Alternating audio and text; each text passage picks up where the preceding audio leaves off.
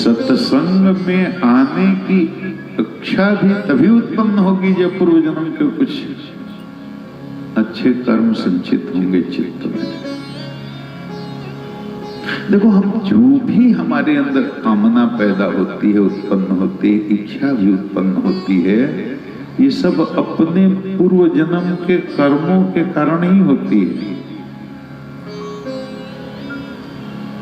पूर्व जन्म में हमने इतने भोग भोगे हैं, अनंत जन्मों में 84 लाख ब्रह्मा की सृष्टि में जीव हैं, ये सब 84 लाख शरीर हमको मिल चुके हैं भैया। हम कभी मच्छर भी थे, नाला के पिल्लू भी थे, कीड़े भी थे, सुक्कर भी थे, कुक्कर भी थे, शेर, बाघ, बकरी, चूहा, बिल्ली, खटमल, सभी जोनियों में घूमते घूमते घूमते घूमते घूमते घूमते घूमते भगवान एक अवसर देता है कि लो, तुमको मनुष्य बनाते हैं, अब इसी शरीर से मुझे प्राप्त कर लो।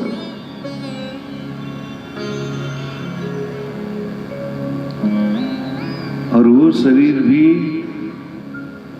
छल, कपट, प्रपंच, पाखंड, झूठ, सच, अन्याय, अत्याचार, पापाचार, भ्रष्टाचार, इसी में कट जाता है। कट जाता है तो भगवान कहते हैं, हमने तो बहुत तुमको सुंदर अवसर दिया था, अब अवसर तो हमने दिया, तुम चुप गए।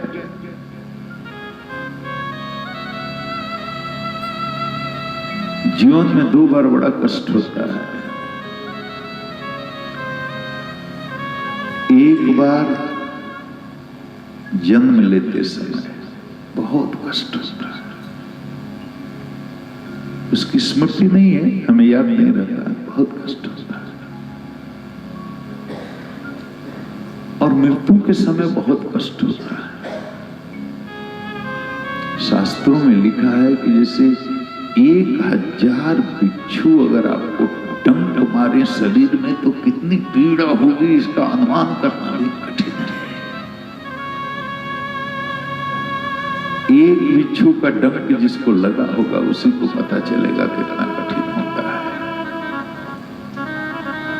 एक बिच्छू के डंक का जहर पूरे शरीर में इतनी पीड़ा उत्पन्न करता है, लगता है प्राण ही चले जाए तो ठीक है, ये पीड़ा ठीक नहीं।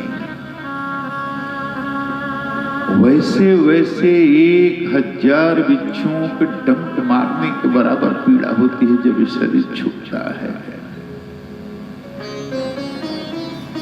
इतना कष्ट। और हमने जीवन में जितने पाप किए हैं सब प्रत्यक्ष खड़े हो जाते हैं।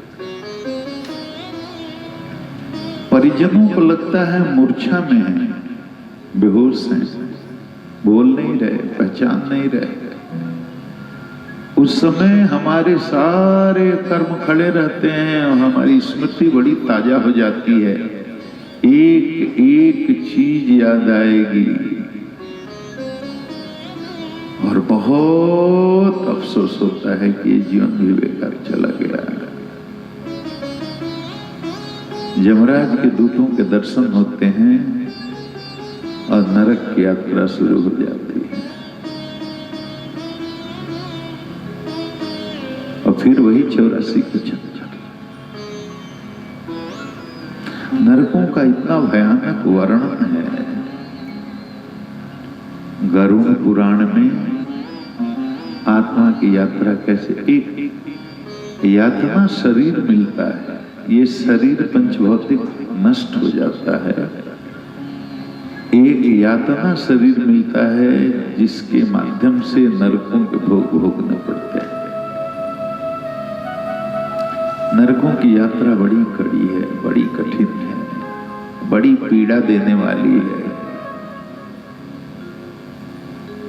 हजारों, सैकड़ों, लाखों वर्षों तक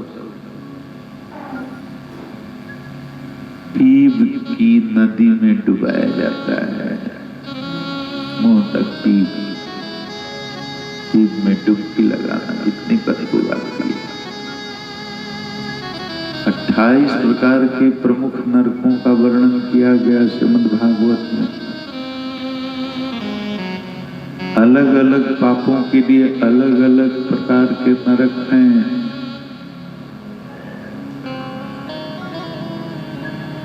कहीं जलते हुए तवे पर जैसे सूखी मछली को तड़पा तड़पा करके पकाते हैं लोग, वैसे शरीर को पकाया जाता है, लेकिन प्राण नहीं निकलते।